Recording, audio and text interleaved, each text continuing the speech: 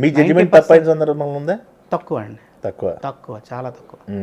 అట్లా అయినా 1-2 సినిమాలు ఉన్నాయండి. మీరు అసలు ఇది ఆడదండి అని చెప్పిన సినిమాలు ఆడినవి ఉన్నాయి. అవునా?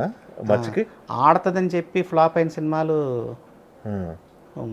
తక్కువ. ఏవి సార్? అది ఎక్కడ తప్పింది మీ జడ్జిమెంట్?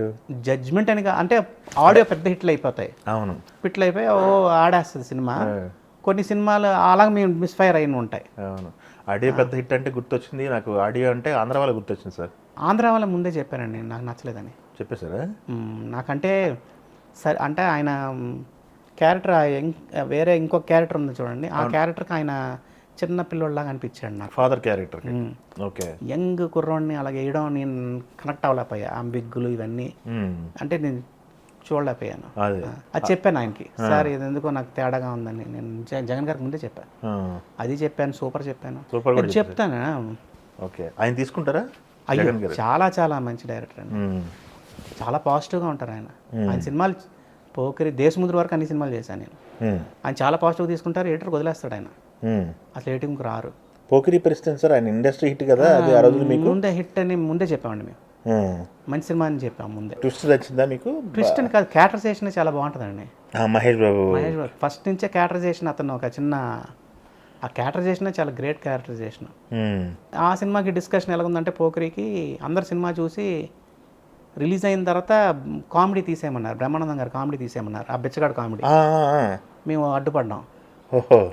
లేదు సార్, అది బ్రేక్ అది ఉండాలండి, అది ఉంటేనే సినిమా, లేకపోతే మీకు మొనోటనీగా ఉంటుంది సినిమా, అవును హైలోనే ఉంటుంది సినిమా, కొంచెం అక్కడక్కడ తగ్గించి తీసుకెళ్తూ ఉండాలి, నవ్వించి మళ్ళీ సినిమాకి తీసుకెళ్ళాలండి అని చెప్పాం. ఓకే. ఎందుకంటే ఇడియట్కి అది జరిగింది. ఫస్ట్ ఫిలిం ఇడియట్కి ఇసుక కామెడీ లేదు, ఆలీ గారి కామెడీ లేదు. లేదా?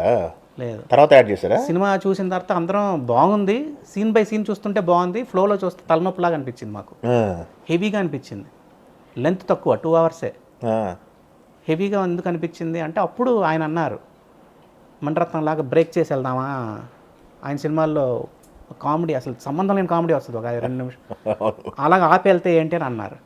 అని అప్పుడు ఆయన ఇసుక కామెడీ, ఆలీ కామెడీ చెప్తే మాకు నచ్చింది, అది జాయిన్ చేసి చూసి అందరం హ్యాపీ ఫీల్ అయ్యాం. సూపర్. దాన్ని పట్టుకున్నాడు ఆయన, అన్ని సినిమాలకి అది పెట్టారు. నేను అదే ఎగ్జాంపుల్ ఇచ్చాను, సార్ ఆ సినిమాకి మనం ఇలాగే ఫీల్ అయ్యాం, పోకిరి కూడా సూపర్ హిట్ అంటున్నారు, బట్ కామెడీ తీసేయమంటున్నారు.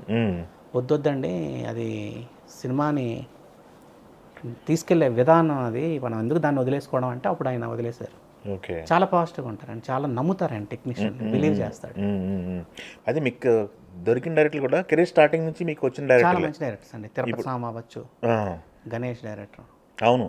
తిరుపతి స్వామి ఏంటంటే, అతనిలో గొప్పతనం ఏంటంటే, మీకు ప్రతి సీన్కి రెఫరెన్స్ ఉండేది. ఏదో ఒక సినిమా, హిందీ సినిమాయో, తమిళ సినిమాయో, మలయాళం సినిమాయో, ఆయనకి ఏం కావాలో క్లారిటీ ఉంది. ప్రతి ఆయన తీసిన 90 సీన్లకి 90 సీన్లు రెఫరెన్స్ పెట్టుకుండేవాడు ఆయన. సార్ ఈ సీన్లో ఆర్టిస్ట్ ఇతను వెంకటేష్ అనుకోండి, ఇతను అనుకోండి అని చెప్పి వాళ్ళని సైలెంట్ మ్యూట్ చేసి VHSలో ఇతను డైలాగులు చెప్పేవాడు, ఇలాగే తీస్తాను సార్ అనేవాడు, అలాగే తీసేవాడు ఆయన. సూపర్ కదా. 90 సీన్లకి అంత హోంవర్క్ చాలా కష్టం అండి అది. 90 సీన్లకి రెఫరెన్స్ చూపించాడు నాకు ఆయన, ఈ సీన్ ఇలా తీస్తాను సార్, ఈ సీన్ ఇలా తీస్తానని, అలా అంత హోంవర్క్ చేశాడు ఆయన. ఆర్టిస్ట్ ఇతను అనుకోండి, వెంకటేష్ అనుకోండి సార్, ఇతను అనుకోండి అని వేరే హిందీ సినిమా ఏదో చూపించేవాడు, మాకు ఇంగ్లీష్ సినిమా చూపించాడు, అలాగే తీసేవాడు షార్ట్లు కూడా. అయితే ఇంకోటి సార్, మీరు దిల్రాజు కాంపౌండ్లో చేసిన సినిమాలు కూడా, అప్పుడు దిల్రాజు గారు అవకాశాలు ఇచ్చింది కూడా కొత్త డైరెక్టర్లకి అందరండి, మొత్తం సుకుమార్ అవ్వచ్చు, బొమ్మరిల్లి భాస్కర్, శ్రీకాంత్, భద్ర, బోయపాటి శ్రీని గారు కానీ అందరూ కొత్త వాళ్ళు. వీళ్ళంతా వినేవాళ్ళ మీరు చెప్పింది? అయ్యో చాలా చాలా చెప్పేవాళ్ళంటే ఆ రెస్పెక్ట్ ఉంటుందండి. అంటే నేను ఓపెన్గా చెప్తాను కదా, ఏమి దాసుకోం.